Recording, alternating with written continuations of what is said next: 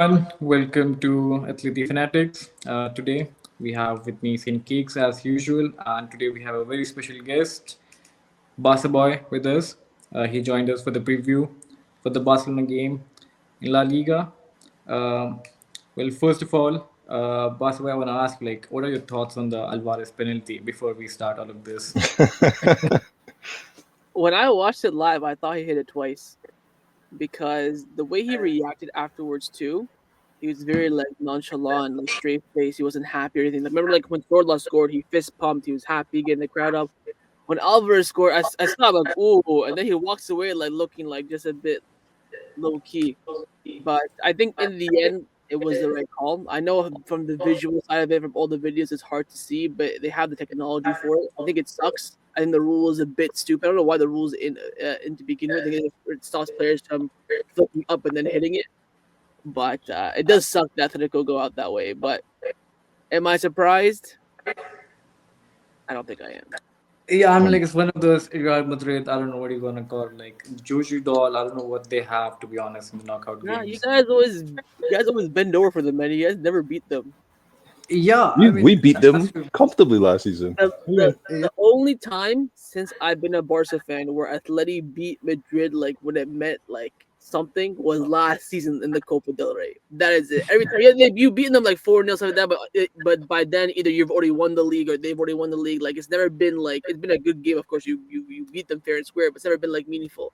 Last season Copa del Rey, that was the first time I saw like Atleti finally come in clutch against Madrid once, but the story continues. Unfortunately, it's gotta be up to us now to make sure they don't do anything this season. yeah. I mean, definitely. Like someone has to humble Vinicius Junior. I mean, like that guy is really like on my nerves right now. I mean, like basically every Atleti fan to be honest. But anyway, moving on to the match day. I think like we played 120 minutes. Our players are very tired coming to this match. Whereas Barcelona, I think you guys had like a pretty easy run against Benfica. You guys were enjoying. So, what do you think coming into this match about the form of Barcelona and everything? Um, I think we're good. To be fair, I think this is the best athletic side I've seen in like the past 15 years. And this is how they play, how good they are, their squad depth. Yes, there's been other teams that have won the league, but this for me, I think this and the 2015 Atleti team are like the two best that I've seen under Simeone. So this is a team that I think not strikes fear into me, but a team that I'm definitely worried about. Usually, I'm like, oh, we can get the job, get a 1-0 win like we always used to do, and just move on with life. But the games this season have been intense. You've been on the upper hand on both occasions, even though you won one and drawn one. I guess the only thing that I can see as a positive is that you guys played 120 minutes in that intense game. Then again, you are at home, so there's no traveling. So I don't know. I think it's a very very even affair, 50-50 game. I think both teams can win it, both teams can lose it. That's why I think the game's going to be a draw. Wow. Okay. I mean, like, we're gonna get to the score prediction later on. What do Mhm. you think, Saint? What do you think about us, like going to this match with playing 120 minutes and everything? Um, I think the last time I mentioned before, I was a little scared in the preview to the Champions League game. I was a little scared because I was hoping that if we do manage to win it, it would be in the 90 minutes. Because even if we were to win it in the 90 minutes, the last time that we played um, the first Madrid derby we played in the league, where it was frenetic, it was fast, things were happening. The very next game we lost 4-0. Like it was we just had no legs at all, and we lost to Benfica. And not that Benfica is a bad team. I think we've seen a lot of very high scoring games from Benfica this season, from Barcelona themselves. But it's one of those things where Atletico on the day was so poor that we didn't even get to see a proper reflection of what that matchup could have been.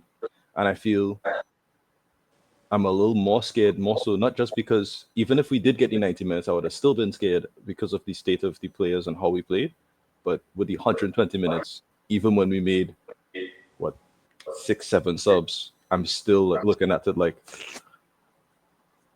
I don't know how much legs Barrios has left on him. I don't know if I'll even see the Paul, who's key components in the team. I don't know what version of Llorente or Molina we'll see. Hopefully we get the best version of Alvarez. Alvarez has been immense in all of our big games, so hopefully Griezmann will show up. We don't know.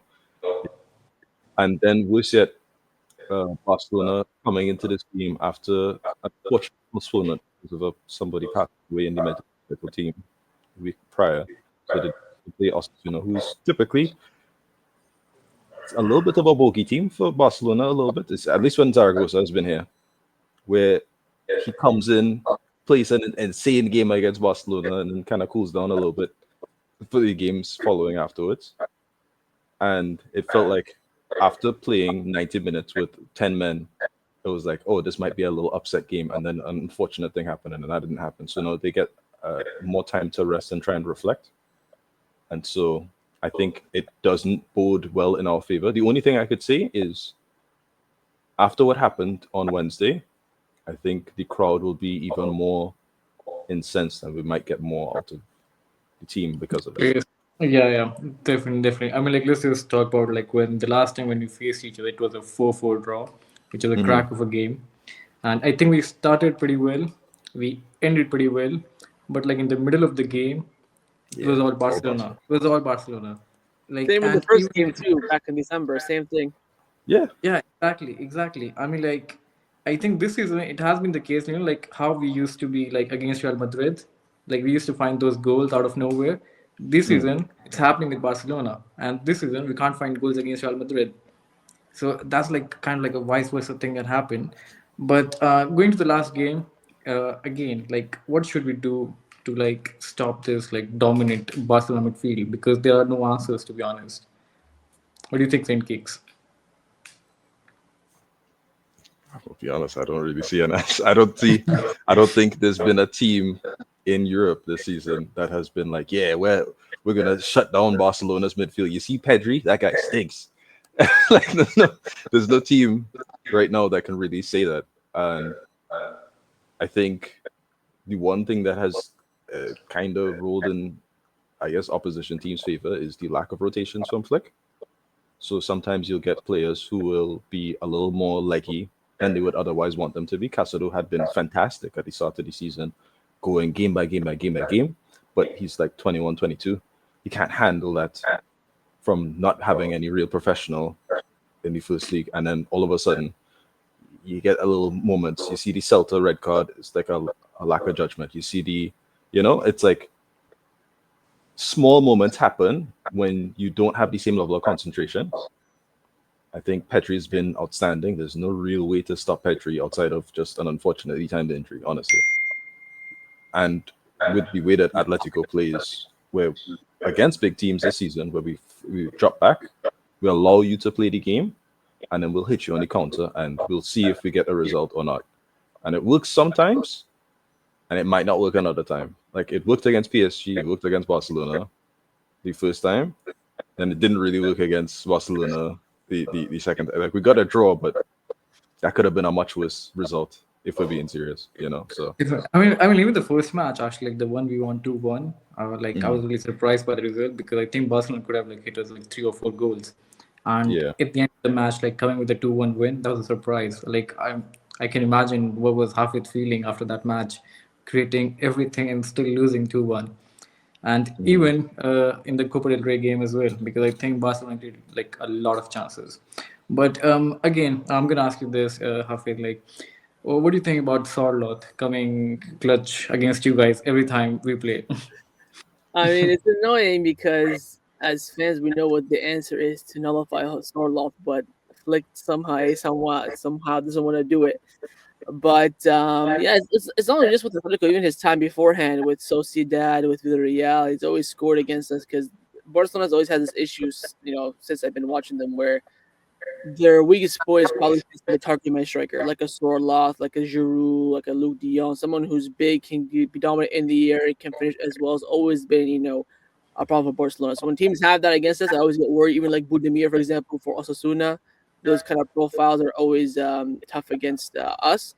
I don't know why, but we've had some big center backs, small center backs, doesn't really matter, but we always tend to struggle against them. So there's an easy way to stop it, but like both times didn't do it. Hopefully this time he does do it if it comes to that point. I mean, I even tweeted for the game, if Sorloth comes in, you have to do this, this, and that. He didn't do it, and we paid the price. Even though I think the goal was like as a tap in, right? He almost missed it. To be fair, Chesney almost got a hand to it. Yeah, match is really, really important for us because I think if Barcelona wins this match, you guys are winning the La Liga. Like I'm keeping it plain and simple because you guys are 2 points above us right now. If you win, you guys gonna go 5 points above us, and I think Real Madrid is playing a draw right now against Villarreal, and No, they're it's winning gonna now. like Right now. oh they're winning now. Okay, but still I think it's gonna come down to you guys then the El Clasico would be. That's what I But mean. We're for trying to carry this season, make sure that Madrid don't be successful. It's gonna be all down to us, whether it be in the Copa del Rey, Champions League, La Liga. But I think that if this weekend we stay top of the table, I think we will go on to win it. So whether Madrid lose later and then we lose, but we're still top because right now we're top with the game in hand of the same amount of points. I think we survive this weekend, go to the international break, still in first place with a game in hand. I think we're looking pretty good. Yeah, that's what I'm saying. So like this match is really, really important for us because like we have to like go for the win in this match because we can't let like Barca go above like let's say even if you win the match with that game in hand you guys can go like 8 points above us. So it's gonna be literally like over like within a week. Champions League gone, La Liga gone within a week.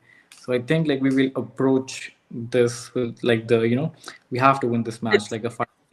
it's too much games left to say that. I think from my perspective, what I mean by us after this weekend being top, I think I'm very confident we'll go on to win it, but we can still mess up. We still have to play in all these competitions. So Real Madrid, you'll He only still have to have play the the cup. Osasuna game. Yeah, you still have the cup and the league left. 5 points is still. We lose one game and that's it. You're 1 point behind us. Everything is changing, right? So I think it's too close. To still completely give up. I don't think that should be Atletico Madrid's mindset either. But I'll be confident in my team if we finish top going into the international break.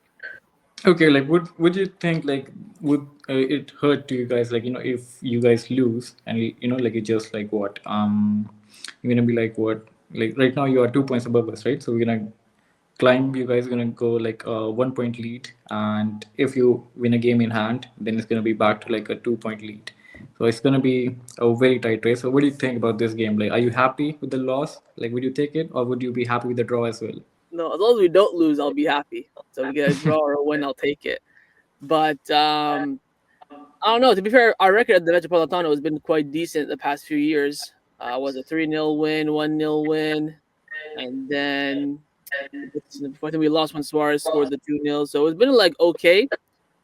But I don't know. This team loves to do like a little bit of revenge. You beat us twice at home. Now we got 2 away games against you.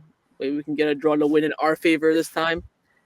People are even asking, which game would rather win, the league game, the cup game. All these would be questions, but in the end, the mentality is to go out there and get the result that we need. Again, we've had a nice week with that extra game being canceled. You've had a tough week with the games being played, so hopefully we can take advantage of it. Well, now let's just talk about like our very underrated player this season, who's been again came from Barcelona this season, Clement Longley. Like I'm really Oh, buy surprised. him, man. Take him. 10 million. He's all yours for I'm the price of I'm 10 million. Five. I'm really surprised actually. Like I didn't really think that he would perform this well, but like he is our like one of our main center backs now, going towards the end of the season. And plus like like he even assisted the goal against Barcelona in the Copa del Rey first leg as well with the head. What do you think? What are your thoughts on him? Like, did you think he would do well with us? What do you think? I certainly hope so.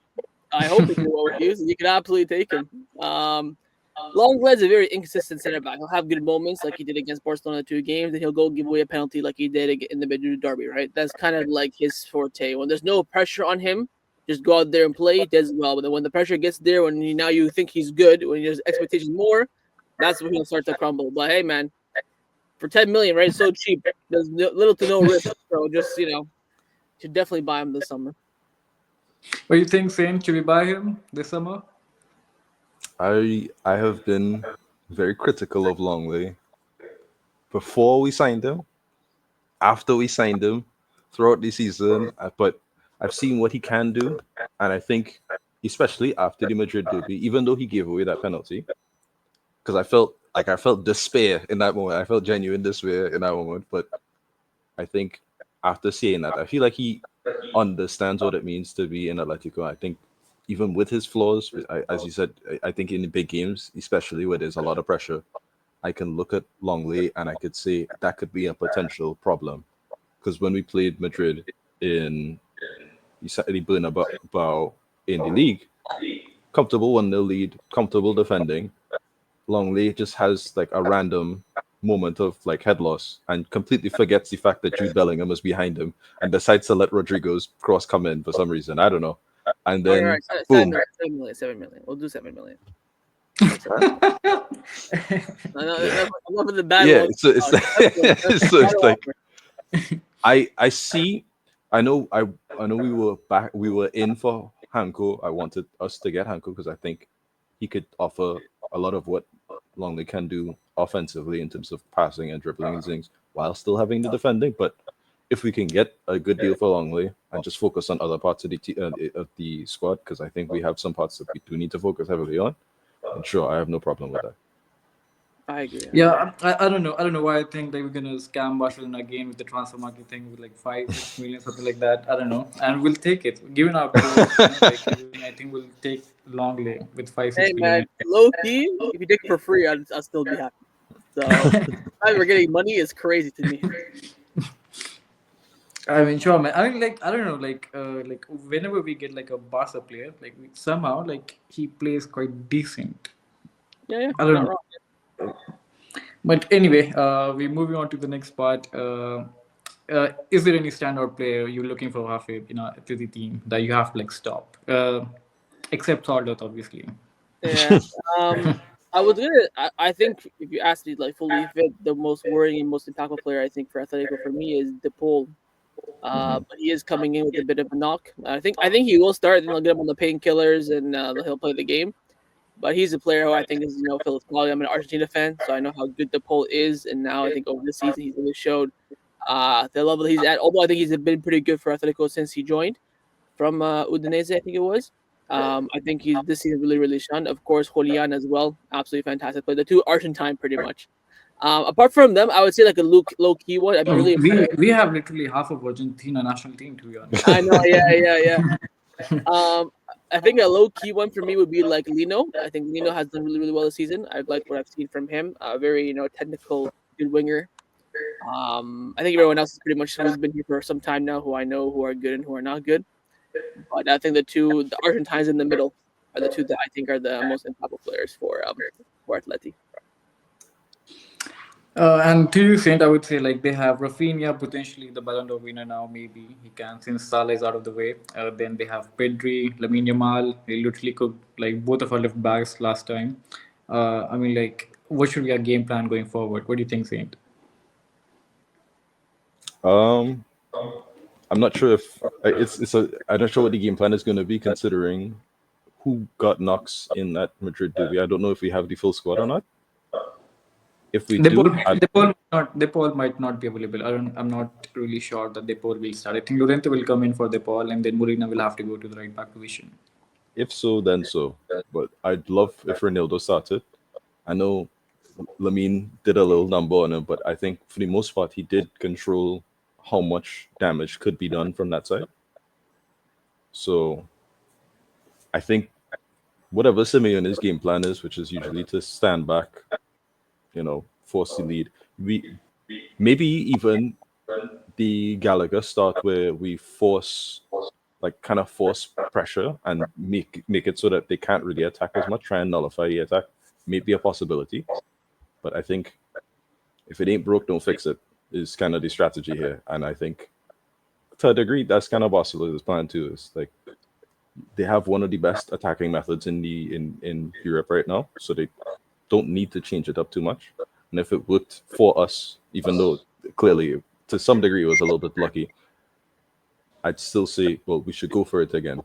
Try and I don't want to bank too much on Oblak trying to save us again, but you know, if it ain't broke, don't fix it. That is my point. Go for the same strategy. Perfect. What do you think about your predicted lineup for the match against us tomorrow? Who's gonna be your starting 11? For me or for you, For you guys. I think it's pretty easy to predict. I think the 11 players are going to be the exact same against Benfica. I think it'll be the same team. Of course, Okay. Morris would come in for Arujo. That's Mhm. pretty much it. So I think our 11 itself. I try to do a pretty good 11 for your team. I have no idea what Simeone is going to do. Yeah, I think Molina will come in. Then Renildo, since like he started the Madrid derby as well, I think he will come in as well. And again, two centre backs, Jimenez and Longley. And then the midfield would be Lorente, Barrios, and then I think Gallagher will start as well. The right side, Giuliano, and then Alvarez and Griezmann, or maybe Sorloth. I don't know.